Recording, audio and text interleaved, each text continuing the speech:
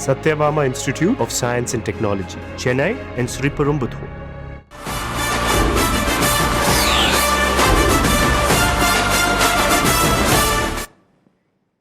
கோவை விமான நிலையத்தில் தமிழக வெற்றிக் கழக தலைவர் விஜயை வரவேற்க கட்சி தொண்டர்கள் ஏராளமானோர் திரண்டுள்ளனர். இதுகுறித்த கூடுதல் விவரங்களை வழங்குவதற்காக செய்தியாளர்கள் பிரவீன் மற்றும் ஐஸ்வர்யா இணைந்திருக்கிறார்கள். முதலில் பிரவீனிடம் கேட்கலாம். பிரவீன், எத்தனை மணிக்கு சரியாக விஜய் கோவை விமான நிலையத்துக்கு வர இருக்கிறார்? ரசிகர்கள் மற்றும் அங்கு இருக்கக்கூடிய தொண்டர்கள் அவருடைய வருகைக்காக என்னென்ன ஏற்பாடுகள் செஞ்சிருக்கிறாங்க?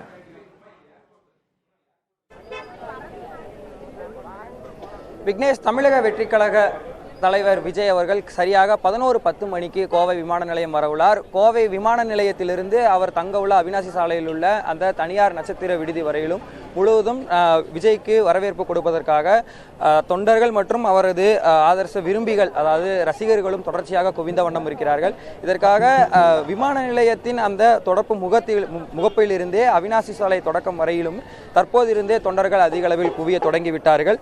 மதியம் 3 மணிக்கு தான் அந்த பூத் கமிட்டி நிர்வாகிகள் கருத்தரங்கு தொடங்கும் என்றாலும் அவரை வரவேற்பதற்காக காலை முதலே ரசிகர்களும் தொண்டர்களும் குவிய தொடங்கியிருக்கிறார்கள். டிவிகே கொடிகளை துண்டுகளாகவும் கொடிகளாகவும் ஏந்தி கொண்டு தொடர்ச்சியாக இந்த விமான நிலையம் இருக்கக்கூடிய அந்த சாலை முழுவதும் கிட்டத்தட்ட பார்த்தோம்னா விமான நிலைய என்ட்ரன்ஸ்ல இருந்து அவினாசி சாலை அந்த தொடக்கம் வரைக்கும் கிட்டத்தட்ட ஒரு 1 கிலோமீட்டர் இருக்கும். அந்த 1 கிலோமீட்டர் தொடக்கம் வரையிலுமே தொடர்ச்சியாக தொண்டர்கள் குவிந்த வண்ணம் இருக்கிறார்கள். மேளதாளங்கள் முழங்க அவரை பூத்தூவி வரவேற்பதற்காக தொடர்ச்சியாக தொண்டர்கள் குவிந்து கொண்டிருக்கிறார்கள். நாம் காட்சிகளில் பார்த்திருப்போம். விமான நிலையத்திற்கு உள்ளே குறிப்பிட்ட அளவிலேயே தொண்டர்கள் நிர்வாகிகள் அனுமதிக்கப்படுவார்கள் என்றாலும் கிட்டத்தட்ட 500க்கும் மேற்பட்டோர் அங்கு உள்ளேயே குவிந்திருக்கின்றனர்.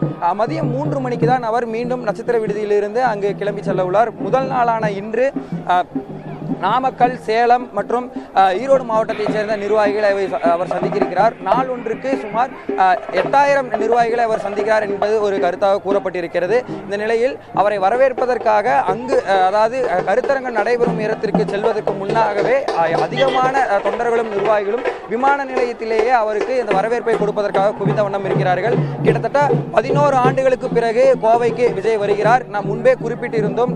2014ஆம் ஆண்டு கத்தி திரைப்பட வெற்றி விழாவிற்காக வந்திருந்தவர்.